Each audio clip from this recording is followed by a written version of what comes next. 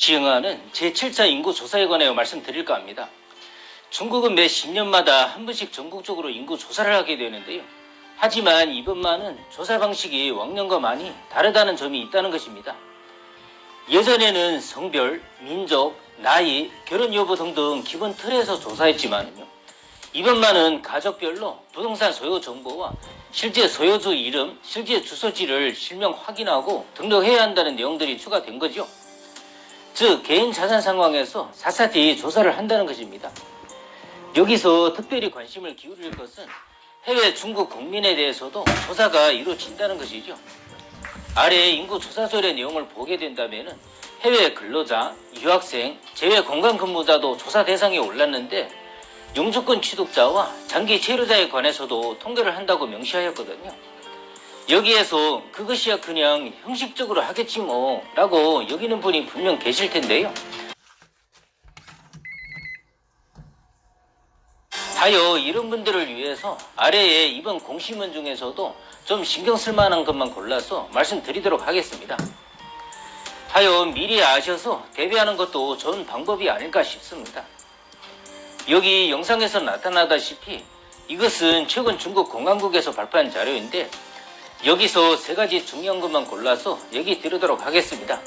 첫 번째는 제2항에 적혀있기를 군입대를 하였거나 해외 영주권 취득자, 사망한 자는 반드시 오는 8월 30일 전까지 공안 관할처에 가셔서 호구 취소를 신청하라는 것입니다. 만일 신청을 하지 않을 경우에는 이번 인구조사 통계에서 발견이 될 경우에 자동으로 취소를 한다고 하였거든요. 여기서 말하는 호구 취소는 국적 취소가 아니라요. 호적 취소를 한다는 것을 명심하시기도 바랍니다. 또한 취소가 되었을지라도 거주지가 있을 경우에는 재다시 신청 회복이 가능하다는 것입니다. 두 번째는 신분증 주소지와 실제 거주지가 다를 경우에도 오는 8월 30일 전까지 현지 파출소에 가셔서 호구 이전을 해야 된다라고 규정하였거든요. 다만 농촌 호구는 이번 조사 대상에서 제외한다고도 하였습니다. 세 번째는 자신의 아파트를 임대를 하였을 경우에도 임대자 신분을 반드시 신고 등록하되 6개월 이상 거주자일 경우에는 임시 거주증을 발급받아야 된다고도 명시하였거든요. 하여 혹시나 긴가민가하는 마음들이 있을까 해서요. 이렇게 공문을 읽어드리니까요. 참고 잘하셔서 대비를 하시기도 바랍니다. 중국 정책의 특징은 항상 계획보다 빠른 것이 변화이라고요. 언제 어디서 터져나올 줄 모르니까 항상 경각심을 가지고 조심한다는 것은요. 나쁜 일이 아니라고 생각되거든요. 이번 인구조사는 정식으로 오는 11월 1일 0시부터 시작되지만은요. 준비 작업은 벌써 4월부터 시작되었다는 것입니다. 그리고 이번에 중국 통계청에서 해외 중국인들이 국내로 송금한 금액을 나라별로 통계해 봤는데요. 저도 이것을 보기 전까지 한국이 지금까지 중국으로 송금하는 금액이 제일 많은 걸로 알고 있었거든요. 그 이유가 지금까지 한국 언론에서 보도되다시피 제한 중국인은 113만 명이 넘고 돈 버는 족족 중국으로 어마어마하게 송금한다고 보도하길래요. 정말 그럴려 하고 믿었거든요. 하지만 이 도표를 보는 순간 생각이 확 바뀌게 되더라고요. 중국 통계청에 의하면 현재까지 해외 중국인 근로자 수가 1132만 명인데요.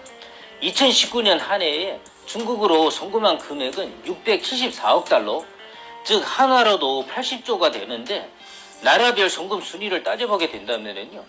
미국이 125억 달러로 가장 많았고 그 다음 순위로는요. 중동, 독일, 프랑스, 영국, 일본 등 순위였거든요.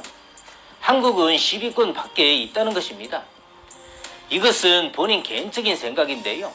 한국의 절대 다수로 꼽히는 중국 동포분들은 임의상 한국에서 안정을 찾아서 말뚝을 박은 분들이 더 많다는 얘기라는 것이죠.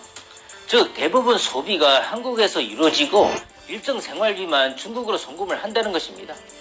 하여 오늘 내용을 정리하자면요. 이상 수치에서 나타나다시피 제한 중국인들이 돈 벌어서 해외로 송금하는 돈은요. 한국에서 쓴 돈 비해서 36% 정도 뿐이라는 것이죠. 하여 이런 사실도 모른 채 몰빵식으로 밀어붙인다는 것은 말이 안 될 뿐더러요. 아주 유감스러운 일이라는 것입니다. 이상입니다. 시청하여 주셔서 감사합니다.